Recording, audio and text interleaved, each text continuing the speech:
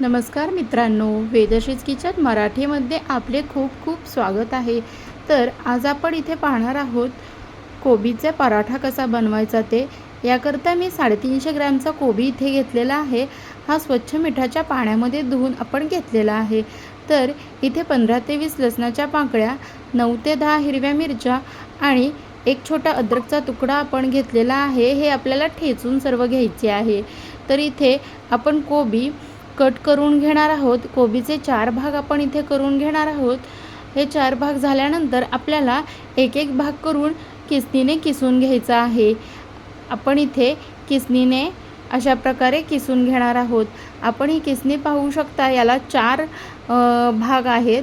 तर हा सर्वात लहान भाग आहे। या लहान भागातून आपण हा कोबी किसून घेतलेला आहे। हा सर्वात मोठा किसणीचा भाग आहे, ज्याच्यातून मोठा किस बाहेर पडतो। हा छोटा मध्यम आकाराचा भाग आहे, याच्यातून मध्यम आकाराचा किस बाहेर पडतो। आपल्याला अगदी लहान याच्यातून हा किस करून घ्यायचा आहे। याच्यातील कोबीतील कठीण कवचाचा भाग आपण टाकून देणार आहोत। तर इथे आता मी एका भांड्यामध्ये पाहू शकता 3 वाट्या इतकं गव्हाचं पीठ ॲड केलेलं आहे आणि 1 वाटी बेसन पीठ आपण इथे ॲड केलेलं आहे। यामध्ये आपण किसलेला कोबी ॲड करून घेणार आहोत। कोबीचे थोडेफार मोठे पत्ते राहिलेले आहेत, तर ते एवढे तेवढे चालून जाऊ शकतात। आता इथे आपण ठेचलेला अद्रक, लसूण आणि मिरचीचं वाटण टाकून घेतलेलं आहे। यामध्ये आपण चिमूटभर हिंग ॲड करून घेणार आहोत। हिंग ॲड केल्यानंतर आपण रोस्टेड जिरा पावडर यामध्ये ॲड करून घेणार आहोत। इथे आपण जिरा पावडर देखील ॲड करून घेतलेली आहे।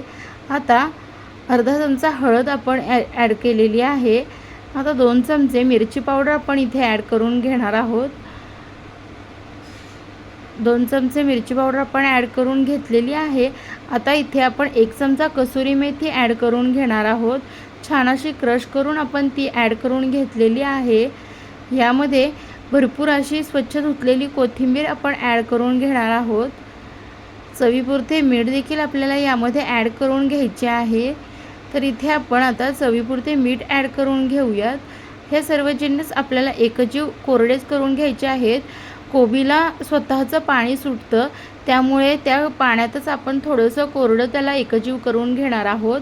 पाहू शकता आपण मिठामुळे आणखीन कोबीला पाणी सुटलेलं आहे। आता यामध्ये आपण 1 चमचा तेल देखील ॲड करणार आहोत, जेणेकरून आपले पराठे हे मऊ होतील। इथे आपण तेल देखील ॲड केलेलं आहे। आता गरजेप्रमाणे पाणी लागेल असं आपण हा गोळा घट्ट असा मळून घेणार आहोत। आपल्याला हा गोळा घट्ट असाच मळायचा आहे, कारण तो कोबीला स्वतःचं पाणी असल्यामुळे इथे गोळा पण मळून घेतलेला आहे। आता आपल्याला तेल लावून घ्यायचं आहे। कोबीला स्वतःचं पाणी असल्यामुळे काय होतं की हा गोळा नंतर मऊ होत जातो। इथे आपली बोटे रवली जातील असा गोळा आपला मळून तयार झालेला आहे। तो मी 10 मिनिटे बाजूला ठेवला होता। त्यापेक्षा जास्त वेळ जर आपण ठेवला तर तो खूप लूज पडू शकतो। इथे आपण असा छोटा एक गोळा काढून घेतलेला आहे, तो आता आपण लाटून घेणार आहोत। इथे पाहू शकता आपण हा गोळा लाटून घेणार आहोत। याला तुमच्या आवडीप्रमाणे तुम्ही चपातीसारखी घडी घालून देखील करू शकता। वेळेअभावी मी हा गोळा अशा प्रकारे लाटून घेतलेला आहे। सर्व बाजूंनी आपल्याला सारखंच असा हा गोळा लाटून घ्यायचा आहे। जर तो चिकटत असेल असं वाटत असेल तर वरून थोडीशी पिठी आपण लावू शकतो। आता आपला पराठा लाटून तयार झालेला आहे। आता आपण तो तव्यावरती भाजण्यास टाकलेला आहे। तर इथे आपण याला एका बाजूने भाजल्यानंतर तेल, बटर किंवा तूपही वापरू शकतो।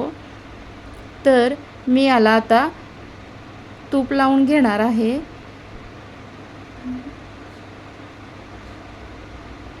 एक बाजू छान भाजून झाल्यानंतर आपण दुसऱ्या बाजूने तो भाजून घेत आहोत।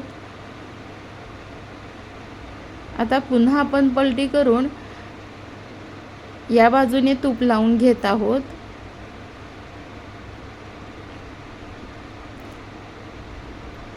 अशा प्रकारे मी दुसरा एक पराठा तुम्हाला लाटून दाखवणार आहे।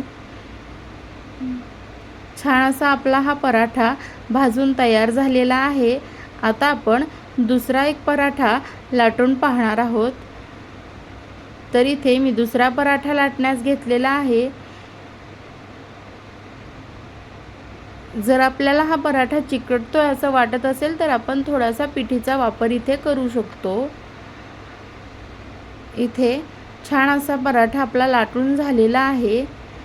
आता हा आपण भाजण्यास तव्यामध्ये टाकणार आहोत। पाहू शकता इथे आपला पराठा लाटून तयार झालेला आहे। आता इथे मी भाजण्यास तो तव्यावरती टाकलेला आहे। एक बाजू छान आपल्याला त्याची भाजून द्यायची आहे आणि मग आपण तो पलटी करून घेणार आहोत आणि याला तूप लावून घेणार आहोत। तुम्ही तुमच्या आवडीप्रमाणे याला बटर किंवा तेलही लावू शकता। दुसऱ्या बाजूनेही हा छान भाजलेला आहे। खूप वेळा असा याला भाजायचा नाही, फक्त 2 वेळाच दोन्ही बाजूनी अलटी-पलटी करायचा आहे आपल्याला। अशाने तो जास्त करपू शकतो। आपला हा देखील पराठा भाजून झालेला आहे। असे आपण सर्व पराठे लाटून घेणार आहोत। इथे आपण सर्व पराठे लाटून घेतलेले आहेत। आता आपण डिश सर्व करूयात। तर हे पराठे आपण दह्यासोबत, लोणच्यासोबत किंवा टोमॅटो सॉससोबत देखील आपण हा पराठा खाऊ शकतो। जर आपल्याला रेसिपी आवडली असेल तर नक्की लाईक करा, कमेंट करा, शेअर करायला विसरू नका। धन्यवाद।